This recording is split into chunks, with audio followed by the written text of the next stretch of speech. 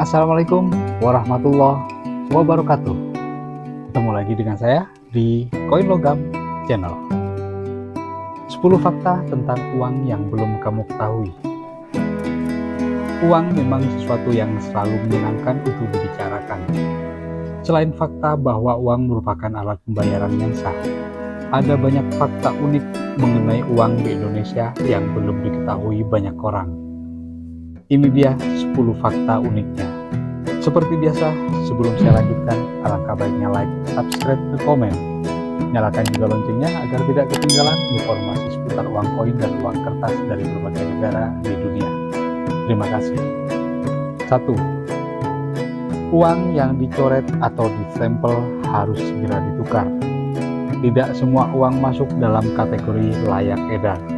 Karena itu, BI mengimbau untuk senantiasa merawat uang agar uang yang berada di tangan masih termasuk dalam kategori layak edar.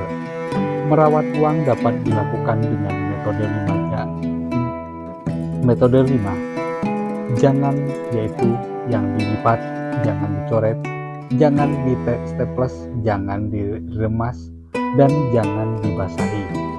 Penting bagi masyarakat untuk menjaga uang senantiasa dalam kondisi layak edar, agar keasliannya uang dapat dikenali dengan mudah. Nah, uang yang dicoret atau distempel sebenarnya masuk dalam kategori tidak layak edar. Maka dari itu, BI mengimbau kepada masyarakat bahwa saat masyarakat menemukan uang yang sudah tercoret atau distempel, segeralah menukarkan uang tersebut ke bank terdekat. Kedua, uang tidak boleh digunakan untuk kerajinan hiasan mahar. Mungkin kerajinan uang untuk mahar sudah tidak asing lagi di telinga masyarakat. Walaupun terlihat indah dan bernilai seni yang tinggi, menggunakan uang sebagai kerajinan mahar dilarang keras. Bahkan pelakunya bisa terancam hukuman penjara. Menggunakan uang sebagai bahan kerajinan mahar melanggar Undang-Undang Nomor 7 Tahun 2011 yang menyatakan bahwa masyarakat dilarang merusak uang kertas. Jika sampai peraturan tersebut dilanggar, maka pelaku terancam terjerat hukuman maksimal 5 tahun penjara dan denda maksimal 1 miliar rupiah. Wow, hati-hati. Memang dalam pembuatan uang hiasan mahar terjadi serangkaian proses yang menyebabkan uang kertas menjadi rusak. Proses-proses tersebut berupa dilem, diselotip, hingga distaples. Menurut Kepala Kantor Perwakilan Bank Indonesia di Tegal, Joni Marsius, uang yang rusak akibat dibuat hiasan mahar tidak dapat ditukarkan di bank. Bahkan pihak bank akan menyita karena nilai sengaja merusak rupiah. Maka dari itu, para pengrajin mahar diimbau untuk menggunakan uang kertas palsu dan membuatnya dengan uang palsu. Ketiga, Mujirun pelukis uang Soeharto mesem. Zaman sekarang mungkin akan sedikit sulit menemukan gambar Soeharto mesem dalam sebuah lembar uang. Memang gambar Soeharto mesem hanya dicetak pada lembar uang Rp50.000 terbitan tahun emisi 1995. Uang tersebut merupakan edisi khusus sebagai peringatan 25 tahun pemerintah Soeharto. Pelukis Soeharto mesem sendiri adalah Bapak Mujirun, seorang engraver atau pengukir uang dari Perusahaan Percetakan Uang Republik Indonesia atau PERURI.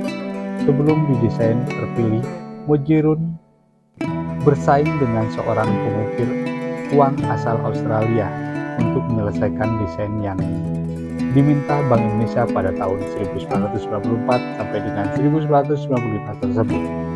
Akhirnya Soeharto memilih desain dari Mujirun untuk menjadi pemenangnya. Proses penjurian berlangsung secara objektif karena yang dinilai berupa gambarnya tanpa mencantumkan nama pelukisnya. Lanjut keempat, ada uang logam pecahan 100.000. Banyak yang tidak tahu bahwa Bank Indonesia pernah mengeluarkan uang logam senilai Rp100.000.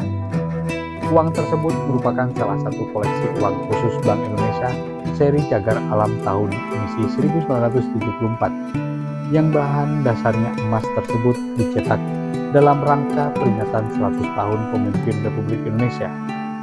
5. Uang kembalian tidak boleh diganti dengan permen. Larangan untuk memberikan kembalian berupa permen disampaikan langsung oleh Bank Indonesia. Hal ini dikarenakan permen bukan merupakan alat pembayaran yang sah, sehingga tidak dibolehkan menjadi bahan kembalian. Jika pembeli diberi kembalian berupa permen, pembeli dapat menolak permen tersebut. Memang masyarakat Indonesia sangat menganggap remeh uang koin. Di sisi lain, uang koin masih termasuk dalam alat pembayaran yang sah. Perputaran uang koin dalam satu dekade ini bisa dibilang memprihatinkan. Bank Indonesia telah mencetak uang koin dengan jumlah mencapai 6 triliun, namun yang kembali ke Bank Indonesia hanya sebesar 900 miliar. 6. Bitcoin bukan mata uang resmi. BI telah menurunkan mandat bahwa mata uang virtual satu ini bukanlah mata uang resmi. Karena bukan merupakan mata uang resmi, Bitcoin bukanlah alat pembayaran yang sah. Hal tersebut tercatat dalam Undang-Undang Nomor 6 Tahun 2009 yang menyatakan bahwa Bitcoin virtual currency bukan mata uang atau alat pembayaran yang sah di Indonesia. Untuk itu, masyarakat harus berhati-hati saat melakukan transaksi dengan Bitcoin. 7. Tunanetra bisa mengenali uang. Desain uang terbaru yang dicetak Bank Indonesia didesain secara khusus sehingga para tunanetra dapat mengetahui besarnya nominal dari uang tersebut. Desain uang logam yang terdiri 4 pecahan dibuat sedemikian rupa sehingga cetakan nominal dari uang tersebut timbul. Dengan begitu, para tunanetra dapat meraba dan mengerti besar nominal uang koin tersebut. Sedangkan untuk uang kertas yang terdiri dari 7 pecahan, rinciannya adalah sebagai berikut. Pecahan 100.000 terdapat satu bagian garis timbul di pinggir kertas. Pecahan Rp50.000 terdapat 2 bagian garis timbul di pinggir kertas. Pecahan Rp20.000 terdapat 3 bagian garis timbul. Pecahan Rp10.000 terdapat 4 bagian garis timbul. Pecahan Rp5.000 terdapat 5 garis timbul.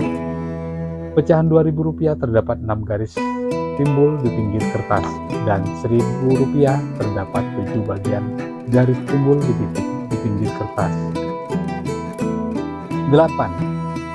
BI tidak membuat uang plastik lagi.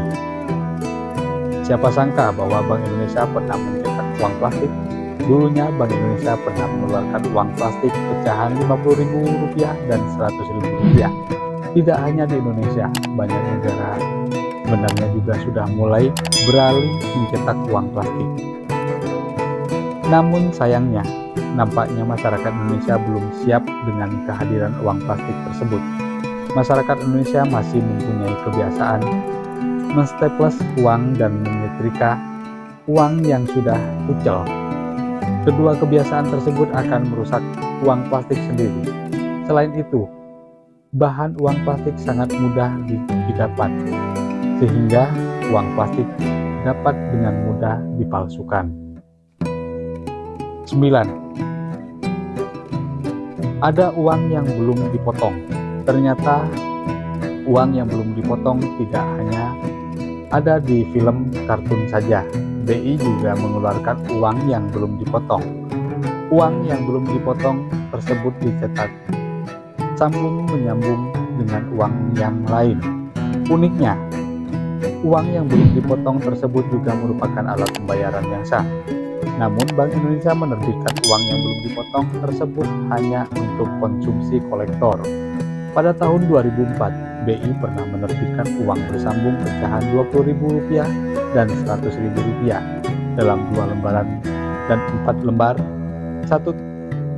Satu tahun setelahnya, Bank Indonesia menerbitkan uang bersambung pecahan Rp10.000 dan Rp50.000 dalam dan 2 lembar, 4 lembar dan 45 lembar uang plano. Terakhir 10. Uang asing di atas 1 M dilarang dibawa ke Indonesia. Mulai tanggal 30 September 2018 lalu, Bank Indonesia telah memberlakukan larangan untuk membawa uang asing yang bernilai setara dengan 1 miliar rupiah atau lebih. Larangan tersebut berdasarkan pada Peraturan Bank Indonesia Nomor 20/2/PBI 2018 tentang pembawaan uang kertas asing ke dalam dan keluar daerah Pabean Indonesia. Bagi pihak perorangan ataupun lembaga yang melanggar peraturan tersebut akan dikenakan sanksi berupa denda maksimal Rp300 juta. Namun sanksi tersebut tidak berlaku untuk lembaga yang memiliki izin seperti bank dan penyelenggara kegiatan usaha penukaran valuta asing, bukan bank yang telah memperoleh izin dari Bank Indonesia. Sumber dari simulasikredit.com. Demikian 10 fakta tentang uang yang belum banyak diketahui oleh masyarakat. Semoga bermanfaat. Jangan lupa like, subscribe, dan komen. Nyalakan juga loncengnya agar tidak ketinggalan informasi seputar uang koin dan uang kertas dari berbagai negara di dunia. Terima kasih. Wassalamualaikum warahmatullahi wabarakatuh.